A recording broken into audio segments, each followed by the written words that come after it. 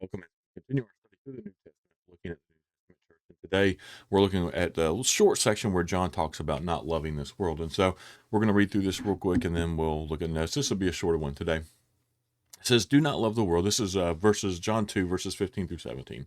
"Do not love this world nor the things it offers you. For when you love the world, you do not have the love of the Father in you. For the world offers only a craving for physical pleasure, a craving for everything we see, and pride in our achievements and possessions. These are not from the Father, but are from this world. And this world is fading away along with everything that the people crave. But anyone who does what pleases God will live forever." And so, just to go through this real quick, right? The world in itself is a morally evil system, right? That it's under the influence of Satan. And people will argue, well, wait a minute, there's some good people out there. There's some, the world's not all that bad. Look around. All right, and I don't mean that in a mean or just hateful way. I just look at the world, and especially the world without Christ. Now, some people will give a good example of, well, look at what some of the Christians have done, and that's true, right? Because there's still evil in the world.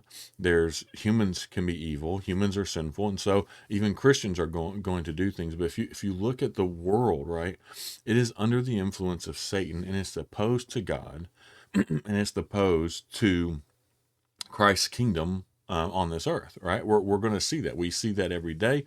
We're going to continue to see that until he comes back. And so, what John is writing about here, warning people about, is don't fall in love with the things of the world because they're evil, right? Because they're going to go against what God wants.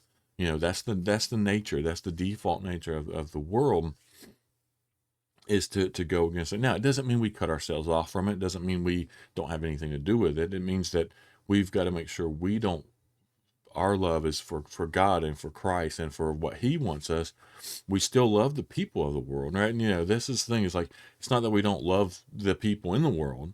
It's just that we need to make sure that we don't fall in love with the world itself and the things that it offers, right? Because of what the world appeals to our fleshly desires, and therefore diverts us from God. And that's kind of the whole upside down, right? The opposite of the world offers us typically the opposite of what God wants us to do. And the thing is a lot of times those things can seem good, right? Or they'll seem fun, or they'll at the time it's like, oh, they're pleasurable, but in the end it leads to death and destruction. And that's what John's warning us about here, right?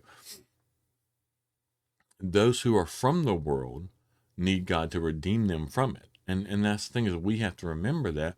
And so, like I said at the beginning, a lot of people will use this as a verse, like an excuse to cut themselves off, right? Churches sometimes, or people sometimes, will cut themselves off from the world, but kind of become their own little, try to become their own little island, not have anything to do with anyone in the world, and kind of cut themselves. And that's not what we're called to either.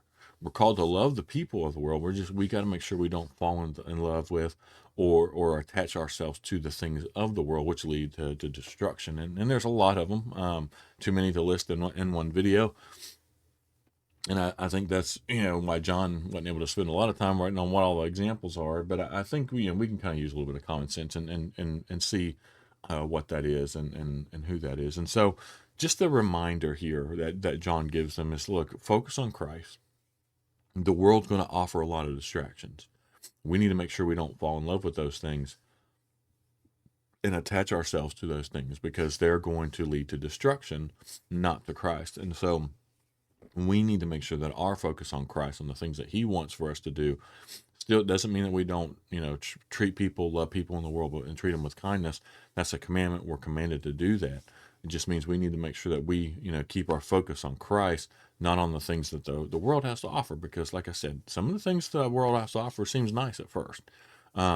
They seem pleasurable. They seem, you know, fun. A lot of different descriptions that I can add there, but in the end, they're not going to lead to who God has called us to, and that's the reminder that John has given us here. So, as always, I hope you learn from these. Hope you pick up from them. Again, this isn't a very long one, but it's a strong argument, and it's something that we need to make sure we pay very, very close attention to. So tomorrow we will look at the warning about the Antichrist. And so this one I'll spend a little bit more time on, because there's a lot of misconceptions about the Antichrist and who the Antichrist is, and people always trying to figure that out, and those type of things. And we'll dive into that. We'll dive a little bit more to it, especially when we get into Revelations. But as always, I hope y'all have learned from these. I appreciate everyone who takes time to watch them. I encourage you to subscribe to the channel if you haven't got a chance to do so yet. But as always, appreciate everyone who takes time to watch, and I hope y'all have a wonderful day.